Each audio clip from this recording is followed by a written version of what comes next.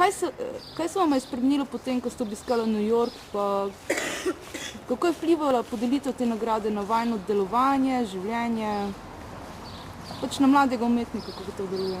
Ja, v bistvu so se, določene možnosti odprle, imamo enih par razstav, ki jih mogoče brez tega ne bi bilo in v bistvu okrepilo je najino sodelovanje. Zdaj vidva delujete zdaj občasno kot tandem tudi, ne? Ja. Zdaj imate trenutno tudi eno razstavo v galeriji Alcatraz v Ljubljani. Ja.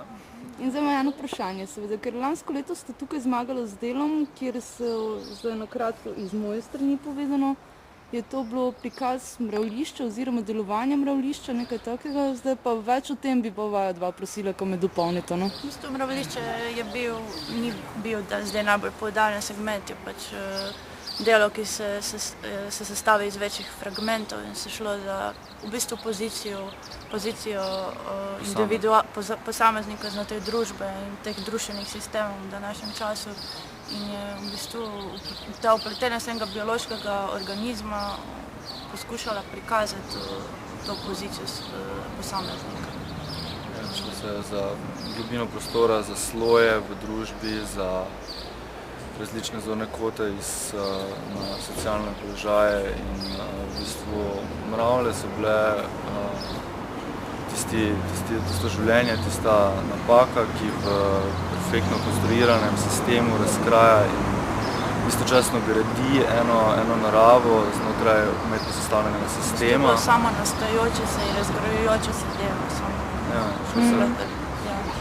Šlo se je istočasno za njihovo podobo v delu, del projekta oziroma objekta je bil tudi ta faktor, da so mravlje gradile na slojih in je to postalo potem vidno gledalcu, kak je bil proces in kak v bistvu se gradi. Treba povedati, da je bilo... Gledalec na prvem dnevu razstave in na zadnjem videl popolnoma drugo sliko in se je šlo za to na začetku perfektno sliko teh slojev in layerjev, ki so bliže ali daljše, bliže ali bolj oddaljeni od izvira svetlobe in prikazujejo neko perfektno grabišče do zadnjega dela razstave, ki je v bistvu ta slika bila popačena in prekrita z peskom. Zdaj, kako se vam zdi pozicija mladega umetnika? Zdaj vem, da Miha, ti si iz Maribora, Luisa, ti si iz Rijeke, oba dva živite na Dunaju, ne? Pač imate vpogled v različne, vsaj 3 države recimo s tem, no? In kako se vam zdi pozicija napram mlademu umetniku? Kakve možnosti ima mladi umetnik, da lahko uspe? Zdaj, tak je, da dosti je. Recimo, moraš najti svojo pozicijo, moraš delati na njej, moraš jo graditi, moraš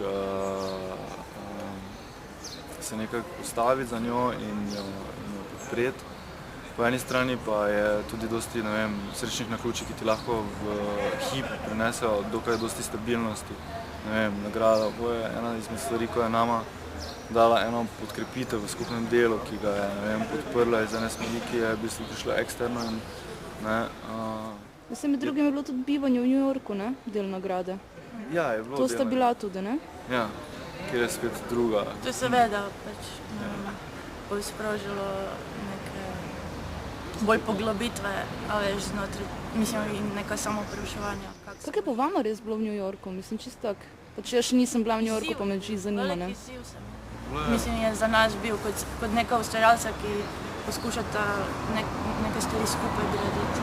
In v bistvu izziv kot individualno, čisto kako se boš zdaj ti predstavil, kako boš izločil pomembno v svojem delu, kako boš to pomembno znal prezentirati. To je predvsem v Ameriki je velik poudarek na tem, da se človek zna, ker se mi zdi, da v Sloveniji recimo zelo manjka, da se ljudje že v šolskem sistemu zelo veliko učijo sebe prezentirati in izraziti mnenje, izraziti svojo prezentnost. Najina rezidenca je bila v 90% prezentiranje najnega dela, prezentiranje najnih konceptov in najnih smeri razvoja v umetnosti.